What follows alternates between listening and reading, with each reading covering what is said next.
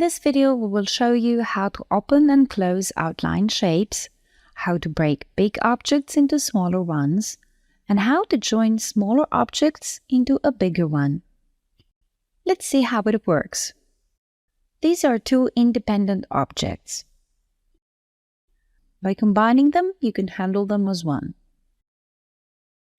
Now that the objects are combined, the outlines have become one to show that they belong to the same object. But if you look closely, the space between them and the jump stitch remains. If we want these two objects to look like one, we need to join these nodes.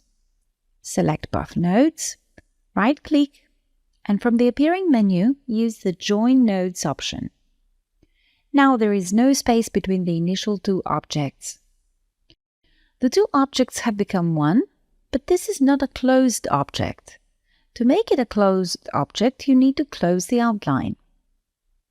To do so, you need to right-click on any of the Start or End nodes, and from the appearing menu, use the Close Outline option. Using this option, the ending node gets connected to the starting one with a line, and the shape is now a closed one.